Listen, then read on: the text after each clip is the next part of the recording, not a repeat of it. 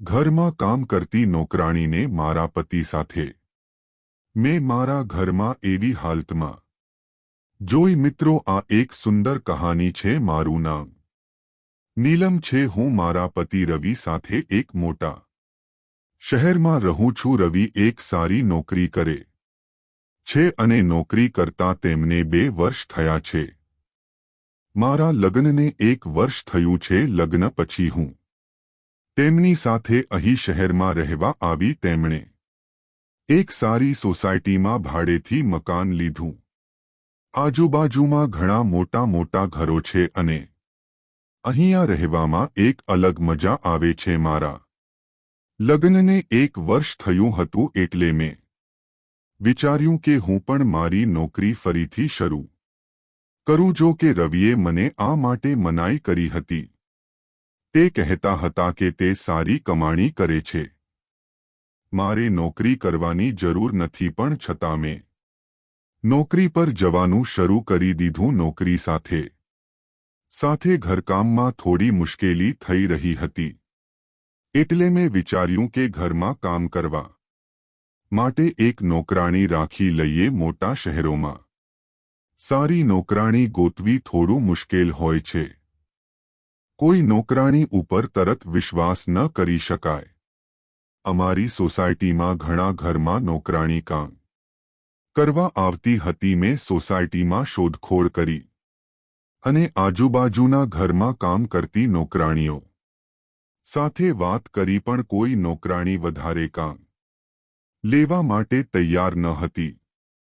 તેથી દરેકે મને ના પાડી દીધી। મેં આ વાત મારા પતિને કહી અને તેમણે મેં નોકરાણી ગોતવા માટે કહ્યું। રવિએ કહ્યું કે તે કંઈક મેયો કરશે। થોડા દિવસો પછી તેમણે ઘર પર કામ કરવા માટે એક નોકરાણી રાખી। મારા પતિ તેને પહેલેથી જ જાણતા હતા। લગ્ન પહેલા મારા પતિ ત્યાંથી પોતાના માટે ખાવાનું મંગાવતા હતા।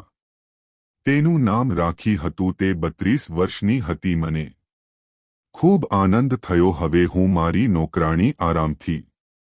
નોકરી આરામથી કરી શકતી હતી। સવાર અને સાંજની રસોઈ કરવાની કોઈ ઝંઝટ નહોતી। ઘરમાં એક નોકરાણી આવી ગઈ હતી જે સારું ખાવાનું બનાવતી હતી। મારા પતિ પહેલેથી જ તેના હાથે બનાવેલું ખાવાનું ખાઈ ચૂક્યા હતા એટલે તેમને જાણીતું હતું। તેથી જ તે તેને લાવ્યા હતા। મારા પતિ વહેલા સવારે જલ્દી નોકરી પર જતા હતા અને હું તેમના પછી જતી અને તેમની પહેલા ઘરે આવી જતી રાખી। રોજ કામ કરવા માટે આવી જતી। ઘરની એક ડુપ્લિકેટ ચાવી પણ તેમની પાસે રહેતી। સાંજે હું આવતી ત્યારે થોડો સમય સોસાયટીની મહિલાઓ સાથે વાત કરતી। લગભગ બધી જ મહિલાઓને હું હવે ઓળખતી હતી। સાંજે સોસાયટીની બધી મહિલાઓ બહાર ફરવા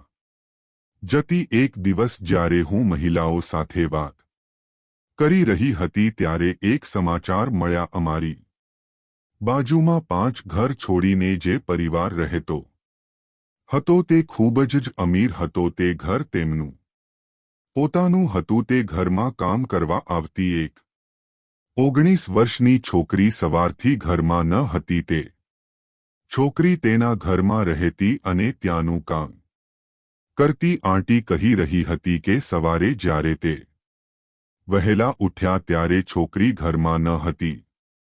તેણે ફોન કરાવ્યો પરંતુ તેનો ફોન બંધ હતો।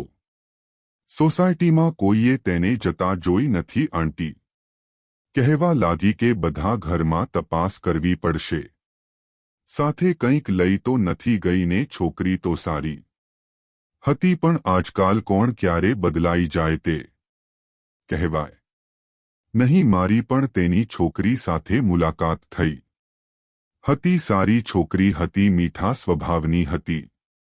એટલું જ હું તેની વિશે જાણતી હતી। વાતચીત કર્યા પછી હું ઘરે આવી। મારા પતિ 8 પછી આવતા પણ આજે તેમની ગાડી ઘરની બહાર જ દેખાણી। તે આજે એટલા વહેલા કેમ આવી ગયા?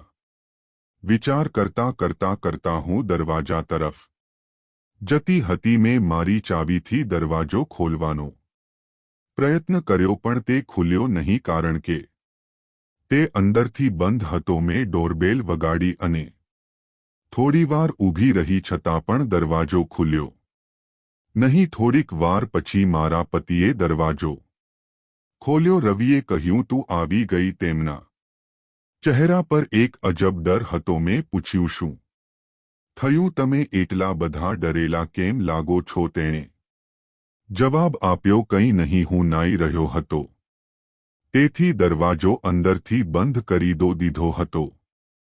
ડોરબેલનો અવાજ કાન સુધી આવ્યો નહીં. તેમની વાત સાંભળવી હું બેડરૂમમાં ગઈ. સવારથી બહાર હતી તેથી મને ખૂબ જ થાક લાગ્યો હતો.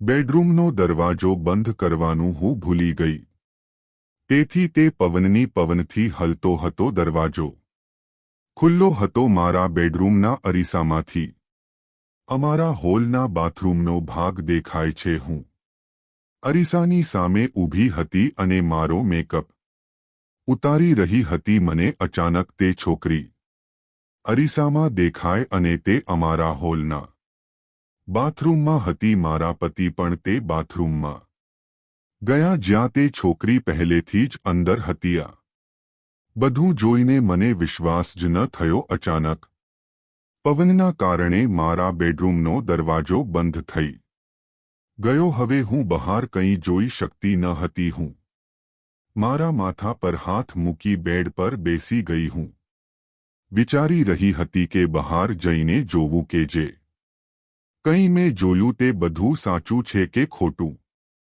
ધીમે ધીમે મેં બેડરૂમના દરવાજો ખોલવાનો પ્રયાસ કર્યો. જ્યારે મેં દરવાજો ખોલ્યો તો બાથરૂમનો દરવાજો ખુલ્લો હતો પરંતુ મારા પતિ અને તે છોકરી ત્યાં નહોતા. મારી સ્થિતિ ખરાબ હતી. હું તમને સમજાવી પણ શકતી નથી. હું વિચારતી હતી કે મારા પતિ તે છોકરીને કેવી રીતે ઓળખે છે અને તે છોકરી મારા પતિ રવિ સાથે શું કરી રહી હતી અને હવે મારા પતિ તેને લઈને ક્યાં ગયા છે. મેં વિચાર્યું કે હું તેને ફોન કરું. મેં તરત જ ફોન કર્યો.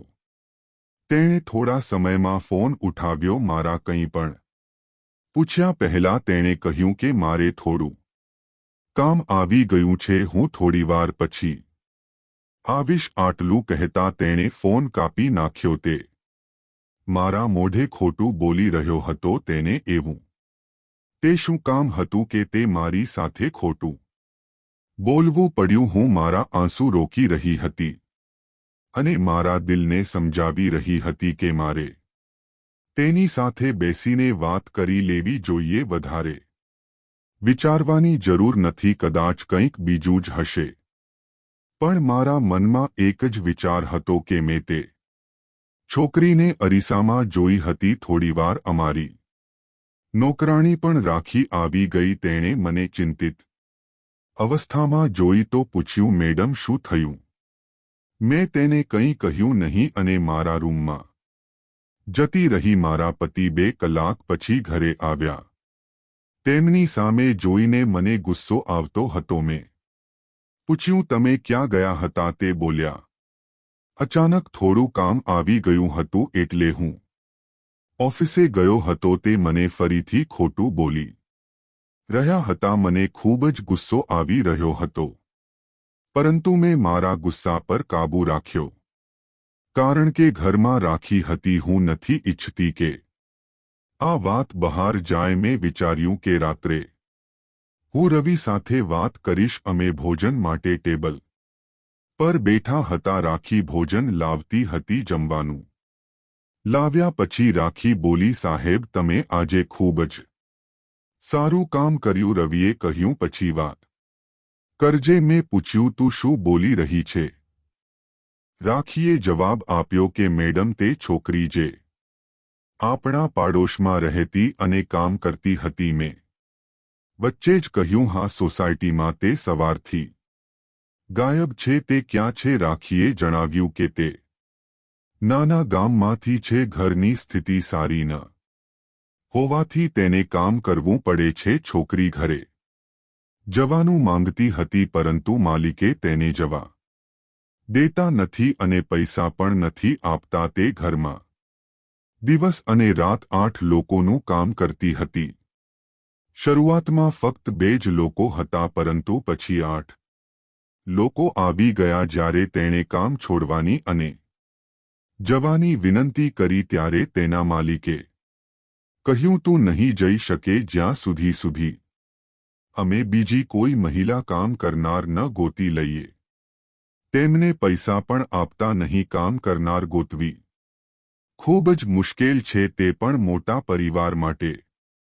તે છોકરી કોઈ પણ રીતે જવા ઈચ્છતી હતી. ઘરની માલકીન તેની ઉપર નજર રાખતી હતી. તેની હાલત વિશે મને ખબર પડી તે દિવસે સવારે તમારા ગયા પછી તે અહીં આવી હતી અને રડી રહી હતી. મેં માલિકને આખી વાત જણાવી. હું સાહેબને વધુ જાણું છું એટલે મેં તેમને નહીં સાહેબને જણાવ્યું. મેં તેની મદદ કરવાનું કહ્યું. સાહેબે તેને બસમાં બેસાડી હવે આવી ગયા. રવિએ કહ્યું, આજે ઓફિસથી વહેલો આવ્યો.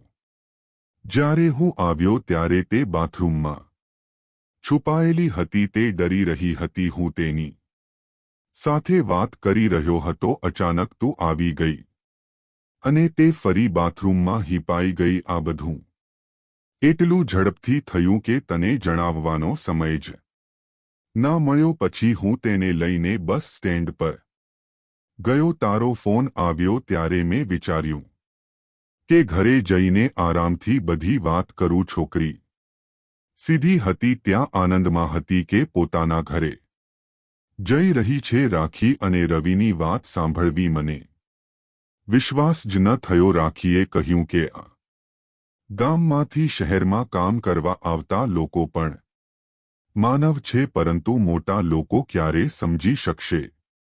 તે પોતાના સ્વાર્થ માટે તેની પાસે ઢોરની જેમ કામ કરાવે છે. આ વાતને વિચારીને મારા દિલને એક રાહત મળી. મેં વિચાર્યું કે હું મારા પતિ વિશે ખોટું સમજતી હતી. તેણે એક સીધી અને ગરીબ છોકરીની મદદ કરી છે. મેં રાખીને કહ્યું, જો હવે ક્યારે પણ તને આવી સ્થિતિમાં કોઈ છોકરી જોવા મળે તો તું મને નિખાલસ રીતે કહી શકે છે. દરેકને પોતાની રીતે જીવન જીવવાનો આઝાદી છે. મિત્રો, તમને મારી આ વાર્તા કેવી લાગી? જો સારી લાગી હોય તો એક સુંદર કોમેન્ટ જરૂર આપો. આવા વિડિયો જોવા માટે ચેનલને સબસ્ક્રાઇબ કરો. વિડિયો પૂરો જોવા બદલ તમારો ખૂબ ખૂબ ધન્યવાદ.